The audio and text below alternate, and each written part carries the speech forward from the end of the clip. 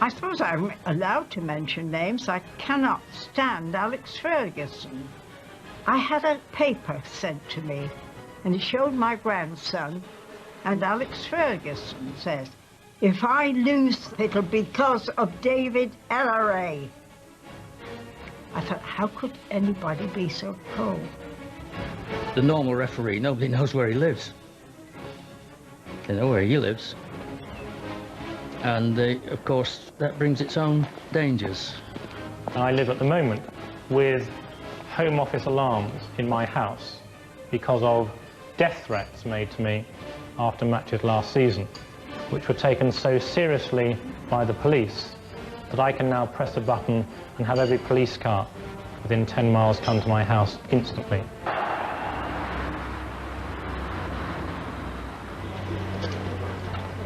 Jeff, hi, David Elleray. No, they gave me an extension on my time as a housemaster and made me director of boarding, so I'm in charge of all the other boarding houses as well. Well, I'm not permitted to talk to you unless the Premier League give permission. And I've had a letter to that effect this week reminding me that David Elleray is the spokesperson for Premiership referees, but ironically, he's not allowed to speak to reporters. The world of refereeing is a closed and secretive place. The recent headlines about anarchy on the pitch have not pleased the football authorities. I think there are problems because everybody in the game is under huge pressure. There's a huge amount at stake in terms of money, and that pressure causes people to snap on occasions. And there is a need for strong discipline. In one of England's top public schools. Carlton, would you like to go and put on the arrows for insolation? What happens to insolation without looking at your notes? I came to Harrow in 1977 as a geography master. Although I'd been to a state school myself, I was attracted to the public school world, and it's just emerged to be the most fantastic place to work, and I've over a career of over 20 years. Evening, come on. Yeah. I've got evidence now. Light energy, we decided, didn't we? Elleray is also a housemaster at Harrow, where he's in charge of a house of 60 boys. Recently, he was made director of boarding, responsible for the school's 790 boarders. Where's your hat? It's a Mexican. I'll get it otherwise next time. I think housemastering is probably the best job in the world, as far as I'm concerned. And I've been fortunate that Harrow has allowed me to referee. And that's helped me psychologically, because when I've hit a fallow period in refereeing, it's often been a period when I've gained promotion at Harrow. When I've hit a sort of fallow period at Harrow, it's been a period when I gained promotion in refereeing. So I've had two careers dovetailing in, side by side, very similar and very different. Elleray's desire to pursue two careers makes him a figure of the past. The hugely commercial world that is football wants full-time professional referees dedicated to the game. Elleray knows he's one of the last of the amateur referees. Chapel. Do you think it's worth having a sort of chapel attendance book? Well, there's a whole load of people who don't go to chapel legitimately anyway. You knew that? At least I can check and see who are the frequent missers. Mr. Bell, do join me in my study. If, when you're talking to me now, I decided that I would sit like that, you would regard that as rude? Yes, sir. So why do you do it when the chaplain's preaching? Wrong. That's the chaplain. There's a sort of superficial feeling that referees are like school teachers, you know, the worst school teachers who just tell people off and are a bit power crazy. Please, can I get some money out? Yeah. How much? £2, please. I mean, occasionally I get a bit of stick about my accent, and I'm sort of teased in refereeing circles being known as Lord Elleray, the aristocratic referee or whatever. Thank you very much. Okay. Could you put that on the board for Charlie Allman Brown? Okay, sir. Please, thank you. And shoes? Yes, I'm buying some polish today. What a good idea. I can remember a senior referee when I was probably a Football League linesman saying that I'd never get to the top of the referee because I had too posh a voice. I needed to have a rough accent and swear at players because that's what the players were like. In the end, on the field, it's how you referee, not how you speak. I always take 2 sets of every kit, just in case something rips or breaks, but also in case we get one of those horrendous downpours at half-time. Exactly the same order, exactly the same way, partly routine, and I think routine gives you security. It also means that when you're a busy person, if you're used to doing everything in the same order, you're far less likely to forget something. I was once on the bus from the long-term car park at Heathrow to the plane when I realised I hadn't packed any shorts, which was a slightly delicate moment in my international career.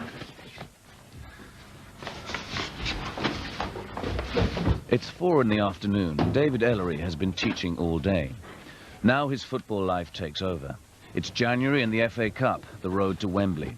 For the next 5 months, Elleray's crowded refereeing diary will have the added pressure of cup ties. Tonight's game takes place in London, a rush hour away from the school boarding house in Harrow. You drive to the game on your own. You have your assistants, but you're basically on your own during the game. And you drive home on your own afterwards. You write your reports on your own. You are not part of a team. You're basically a solitary person. Tonight's tie is between Chelsea and Nottingham Forest. Chelsea fans have long and bitter memories of Elleray.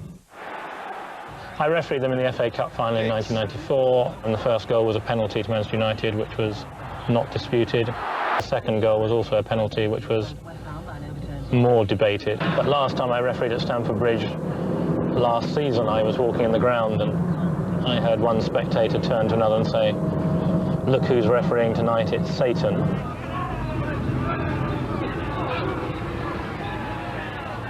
Hi, referee. Yeah, straight down there. Okay, thank you. 2 whistles in case one of them stops working. 2 watches in case one of them stops working.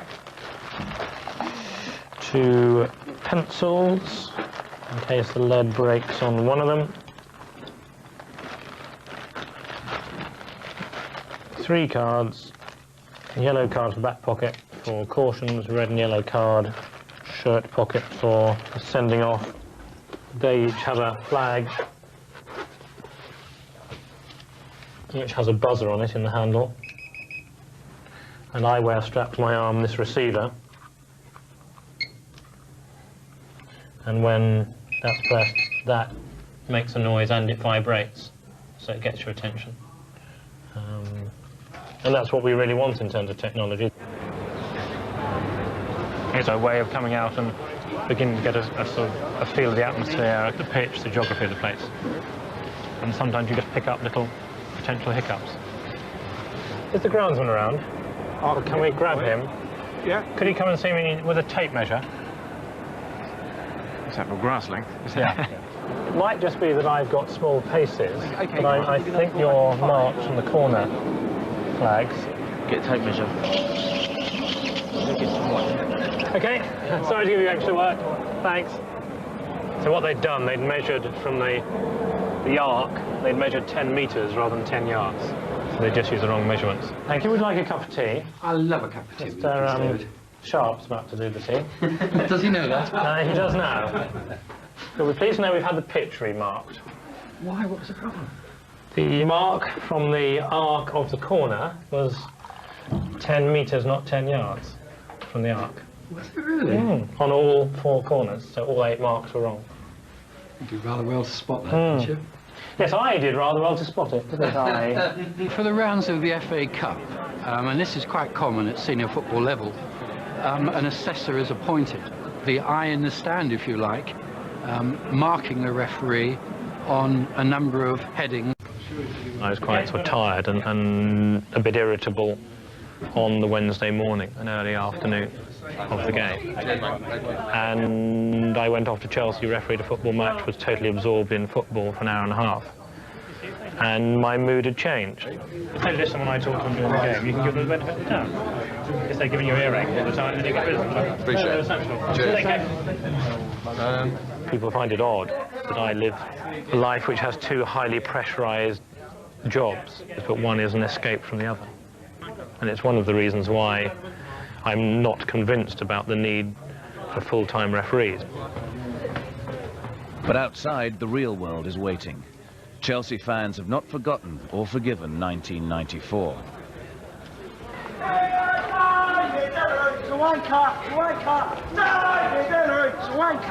Slightly closer to me, if you can, very slightly. Oh, yeah, that's it. David, I was going to ask you, what about professional referees would you be for it against it? Against it. Yeah. Oh, yeah. I agree with you in football. Yeah. Yeah. They'll just be under too much pressure. And everyone will think that because they're being paid 100,000 a year, they're going to stop making mistakes. No. The expectation's ridiculous. Let's meet our final guest, football referee David Elleray. The Premiership's leading referee, David is the Harrow schoolmaster who's taken charge of all the big occasions. Successful referees are always going to be seen to have big egos. So, David, referees probably have the toughest job in football, and here's some good examples from the Men in Black.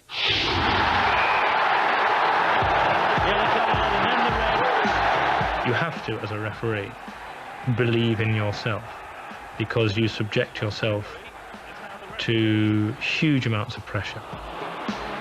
When I went to Brazil to do a final, I was the only non-Brazilian in a stadium of 80,000 people. All the players were Brazilian, the assistants were Brazilian. I was an Englishman on his own. Now you have to have something of an ego in terms of a belief in yourself to have to go and do that and cope with that. Really a natural footballer. Oh, what ball control. People from Barnsley, they can't stand up, you see.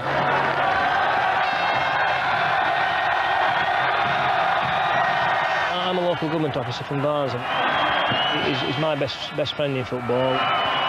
We're both from opposite ends of the spectrum, really. I mean, I've got quite a broad Yorkshire accent, and he's got a rather posh Harrow accent, which sort of, you know, looks as though that we are probably from the opposite ends of the table, but we're not actually. I mean, we're both steeped in football refereeing.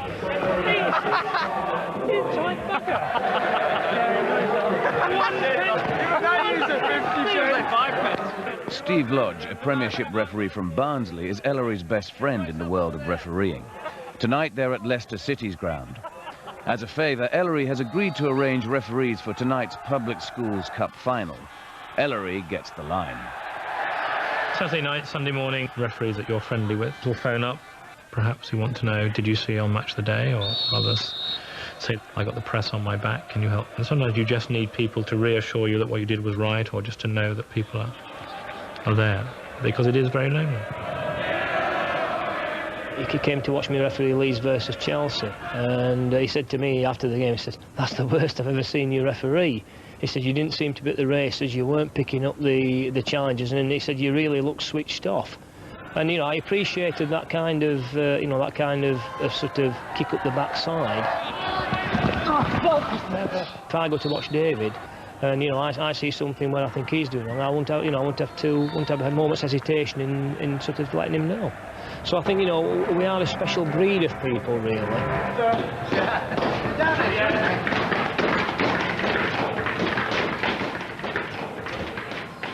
Nobody expects Alan Shearer to score with every shot, or to win every tackle, or to get every pass right. They all expect me to get every decision right. And that, in a way, is a major philosophical problem in the game. And that's why we talk about technology, that's why we talk about full-time referees, because there seems to be this holy grail of perfect decision-making. You've mentioned about having cameras in the goal map. Is that to determine whether the ball's crossed the line in such a decision? I don't know if there are any Chesterfield supporters in the room. Good. The headmaster earlier this evening said to me, do you know anything about that game where that idiot referee didn't allow the third Chesterfield goal against Middlesbrough? And I said, yes, I was the idiot referee. So I think that the one area where referees feel that technology could help would be goal line decisions to decide did the ball cross the line or not. And of course the advantage of that decision is it is a matter of fact. Like run-outs or stumpings in cricket, it either crossed the line or it didn't. Most of my decisions tomorrow won't be matters of fact, they'll be matters of opinion. Was that a foul or not? Was that foul bad enough for a yellow card? Was it so bad it was a red card? No matter how many TV cameras you bring in, you can't change that because in the end somebody has to make a value judgment. Ah, referee, can I get in this way? Yeah. Thanks. I thought it was this way. Thanks. It's less than 12 hours since his speech in the Midlands. Elleray has driven 100 miles back to London in the early hours to ensure he arrives, as usual, 3 hours before kick-off for today's fifth round FA Cup tie. Security you will have off the pitch at half-time and at the end. Right. If you feel threatened at all, then we will give you security back to your car as well after the game. One last thing, you come in between a slightly contentious area in that you've got away fans on that terrace, home fans on here. Okay. Security will be with you. They'll catch the larger objects if they're missling down. Thank you very much. Goalkeeper's gin. Another London tie, Fulham against Tranmere. Two clubs from the nationwide league who've already knocked out Premiership teams and are ambitious to reach the quarter-finals. Kelvin's with us today. The advice I give referees is to say that if the first yellow card of the game is one that no fair-minded person can disagree with, then that's your benchmark. You set up the right standard. If it's one where people say, oh, we've got one of those nitpicky referees that's going to caution for everything, then you have a problem. You'll either have 11 cautions or you'll be inconsistent if you don't have the 11 cautions. That scenario. I want you to establish eye-to-eye contact with me before you give any directional decision. Goal kick, corner kick, free kick or throw-in. Second thing is, all the way through the game, the way you're running the line should reflect the way the game's being refereed. So if I'm fighting over blades of grass, I want you fighting. If I'm not fighting over blades of grass, I'm letting them put the ball down and go. I want you to have the same tolerance level. I'm not looking to overrule you in your half unless you've gone so horribly wrong. It would look silly if I supported you. But a lot of the time I'll be giving you a nudge. And equally, you know, if you as the ball goes off, you see me and you give a little nudge.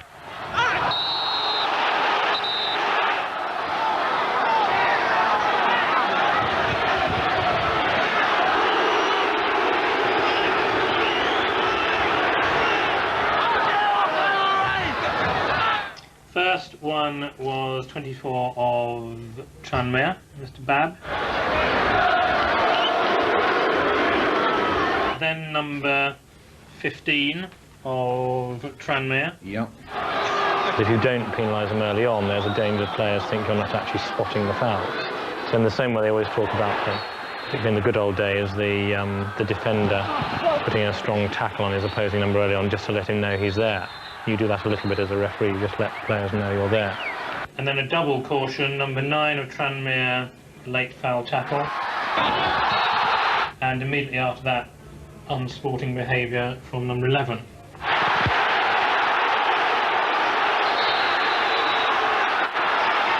Certainly a full-blooded cup tie. Yes.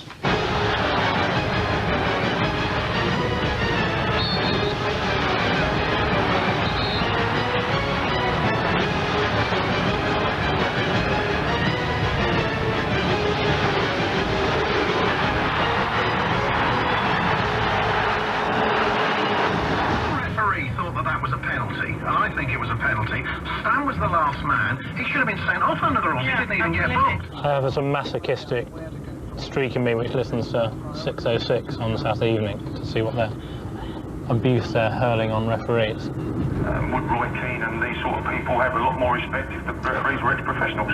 I think bashing referees is part of football. It's not part of rugby, it's not part of cricket, but I think it's part of the culture of football. I enjoyed it more than the Chelsea game because there was more for me to do. Lots of penalty area excitement. The Fulham crowd probably appealed for half a dozen penalties.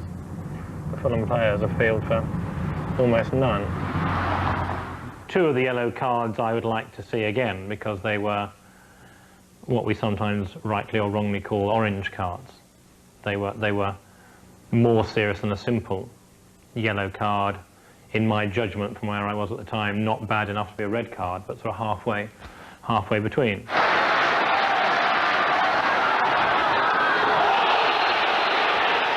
I think on both those, certainly on the Thompson one, I blew the whistle and called the player to me and was deciding whether to go to the back pocket where I keep my yellow card or to the top pocket here where I went for my red card. And to some extent I was looking to see the extent to which the player he'd fouled had been injured. And I think if the player had suffered a bad injury, then that might have swayed me to sterner action. Sometimes you judge how the other players are reacting. If the other players aren't over-steamed up about it, and you're not sure whether it's red or yellow and nobody else is creating a fuss, then you tend to stay with the yellow and give them the benefit of the doubt because everyone else has. I thought he did very well, he usually does. Just cries of some of the crowd, Offspring being abused. He's done superbly well. There are something like 24,000 referees in this country, and anybody that gets anywhere near the top has done superbly well.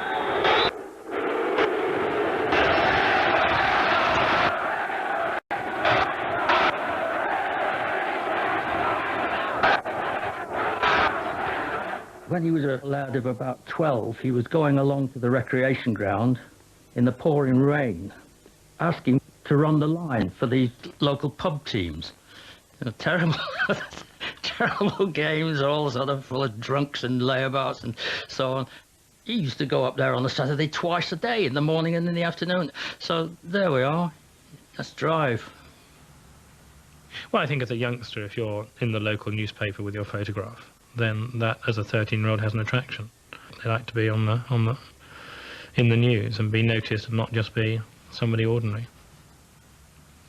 Anything I could find about referees, I'd stick in. I was just obsessed. So there are sort of little corners here where there's just a sort of in the background of a photo of a ref running around in that game, and because I knew who it was cut out and it was put in his file. So I was just really, I suppose, obsessed with refereeing and referees. So it's quite good when everyone says that English football and league football is going to the dogs. This was 1968, 1969, referee guarded by police after Brentford row. Referee Norman Burnshaw was given police escort to his dressing room. Ref threatens to call off Arsenal game. There's even one here. Payer, says league referee, is a call by managers for professional referees as an urgently needed move to improve the standards of match control. That was 1970. I was somebody who was always ambitious, that there was an opportunity to perhaps do what everybody dreams of doing when they're interested in football, which is to play for England, and I knew I would never play for England, but perhaps I might referee for England. Once he started to do this, climb through the leagues, I thought, well, I think he'd probably make the top. The only thing which, and I told him, which I thought mitigated against him getting to the top, was inverse snobbery.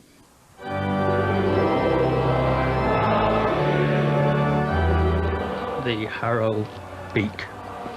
Who's he to sort of tell people, you know, that sort of attitude. I thought that attitude might impede him, but it didn't, apparently.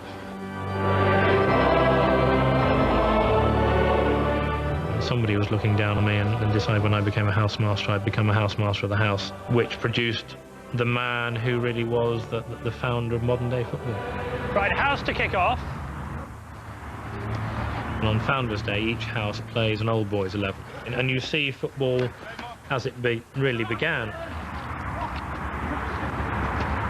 The public schools of England played their football to different sets of rules until one J.F. Alcock, in what's now Elleray's House Drury's, helped to unify them.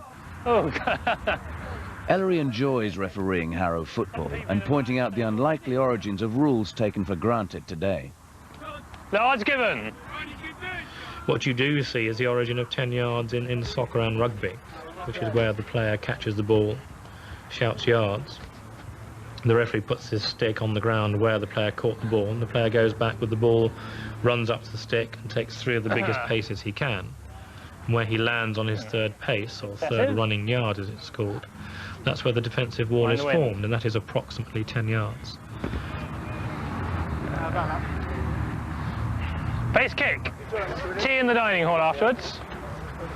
Good, well done everyone. Play? Yep. You couldn't leave without being covered in Harrow mud. It's very good for the skin. Like all Premiership referees, Elleray is also appointed to matches in the lower divisions. Today he's driven to Bristol for the Division 2 match between Bristol Rovers and Preston. It's a promotion decider for the clubs. It'll be tense, and having a Premier referee in charge doesn't automatically please the fans. I hit the roof when I heard it. People who have authority in private life make very poor referees. You can upset a club 10 years ago when the players and the manager change and you go back after 8-10 years. And the fans still remember. And I went to, a couple of seasons ago, to Stockport to referee them against Middlesbrough in the semi-final of the League Cup, and couldn't understand why I was getting so much abuse from the Stockport fans. Genuinely couldn't work it out. One of the club officials reminded me afterwards that in 1994 I refereed them in a playoff final at Wembley and sent 2 of their players off and they'd lost, and they'd never forgiven me for that, and I'd completely forgotten about that. What's it like underneath it? Is it grass or mud or...? It's a bit of mud now. A bit of mud, is it? Not too bad. Oh, right, okay. All right. Yeah. Good. I think he'll finish with 8 men apart, and I think he will do so for Nickety, and that's my opinion. I got it wrong! I got it wrong! He refereed it very well, but then again, it was an easy game to referee. I snapped back at one. He said, "Can't we talk to you?" I said, "Yeah, but I'm allowed to talk to you back." Oh, he said. So the idea of you and me talking is not that you shout at me and I just listen. I shout back. Well, I mean, I had one last week at Bradford where one of the Bradford players, I gave a couple of decisions against him, and he said, "Come on lads, we're playing against 12 men. I said, "I'll have you for that." About 2 minutes later, I'm terribly sorry. He said, "That's the worst thing I've said to a referee. That's appalling. I'm really sorry." And he spent the next 5 minutes apologising. I said, "It's all right, okay, I've got the message. He didn't mean it." Because you are a Premier League referee doing a Football League game, there's a certain expectation from everybody that your performance level will be above the norm anyway.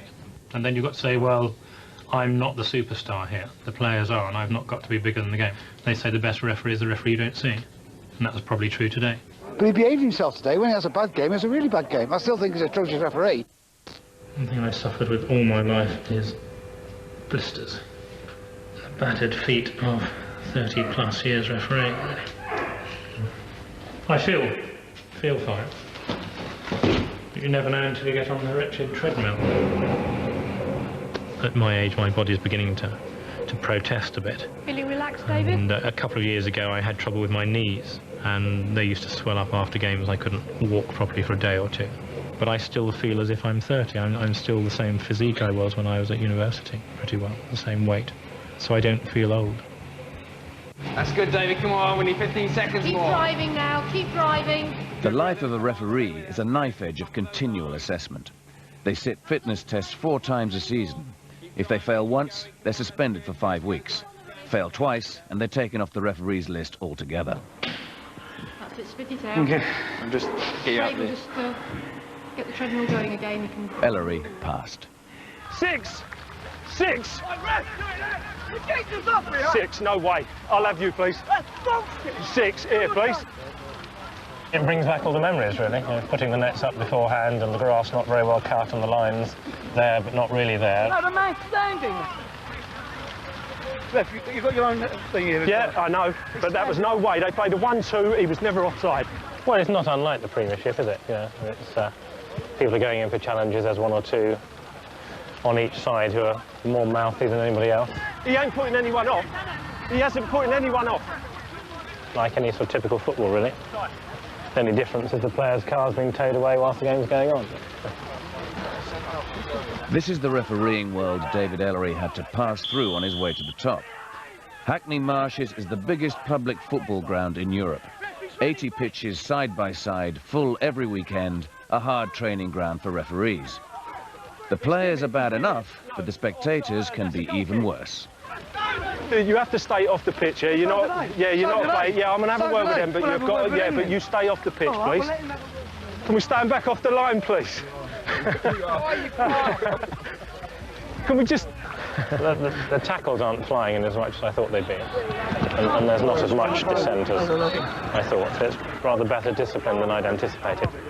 If you go back to basics, what does a football match need? It needs a game that's controlled by a referee. And if it doesn't need much control, then you don't want a referee who interferes. Sometimes, intentionally or unintentionally, referees become the scapegoat. A manager under pressure, team losing matches. Does he blame himself, does he blame his players, or does he blame the referee? The referee is the easy option. So David Elleray dismisses Roy Keane in a semi-final. Replay for the second time. It's last year's FA Cup semi-final. Not for the first time, David Elleray took a decision that outraged Manchester United fans, and especially their manager, Alex Ferguson. On the night, United went on to win and reach the cup final. 2 weeks later, however, in a Premiership decider, Elleray sent off Dennis Irwin. He also awarded a penalty against United, who dropped behind Arsenal at the top of the table, provoking a ferocious outburst from Ferguson. Accusations were splashed across the newspapers, blaming Elleray for United's position. The Harrow schoolmaster faced the worst crisis of his refereeing life. I think when it extends to hate mail, abusive phone calls, death threats, I think that's when it gets very serious and very distressing. Events worsened. The United chairman, Martin Edwards, made a scathing personal attack on Elleray. Death threats came from United fans throughout the world. I had a panic alarm installed, yes, because the threats I received were of a nature that I passed them on to the police, and they took them seriously. And I think sometimes when managers and chairmen speak out against referees, they perhaps don't realise that they do sort of unleash the hounds of hell. French in the afternoon, so we met some French? French lesson. And I was concerned, as any referee would be, that the people you live with, and because I'm at a boarding school, the boys live in the same building as I do, a different part of it, but the same building, that if anything was done, they might get to court in it. You didn't get Cantona in? 60 boys live in the house. Elleray was frightened for them as well as himself. One day he received a phone call from the United chairman offering a very private apology for what was a very public attack. It was an extremely distressing time, and the FA made it very clear that what happened then is unacceptable. I think what people in authority and people with these responsibilities have got to understand, that quite often that the public and the fans take what is being said literally, and that obviously put a lot more pressure on David. I once said to a player, I may be useless, but I don't cheat. And that's why I think referees object more than anything else to the word cheat, because referees don't cheat. They make mistakes, and they sometimes make very wrong decisions, but they're wrong decisions which are totally honest. It's now April, and having missed getting a cup quarter-final, Elleray has been given one of the semi-finals. It's his 10th trip to Wembley and the highlight of his season. All right, there we are. You have a nice afternoon. Okay. Now you've got to promise you won't shout nasty things at the ref. Meeting the Aston Villa and Bolton fans in small groups before the match is one thing, but Elleray knows the impact the fans can have when there are 80,000 of them surrounding the referee in the stadium. Now the thing to remember this afternoon is the only difference between this match and any other match is what's going on behind your back. What happens as a referee, of course, is you start off in the local parks and you are dealing with 3 or 4 spectators, and as you move up it's 50 or 60, then it's 100, then it's 1,000, then it's 10,000, then it's 100,000. And you have to learn to cope with the crowd, and one of the things you do as a referee is learn to block out the crowd.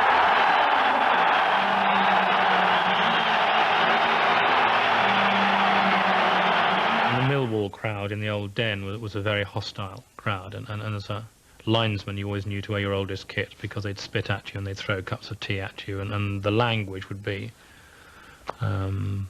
awful. I can remember running the line on one game at Millwall where this guy just walked up and down behind me, saying, look at me, linesman, look at me, linesman, because I want you to recognise my face, because the next time you see it will be the moment you're going to die. After incidents like that, it's not surprising that Elleray has always wanted to keep his other world of teaching and Harrow. But inside football, the pressure for referees devoted only to the game seems relentless.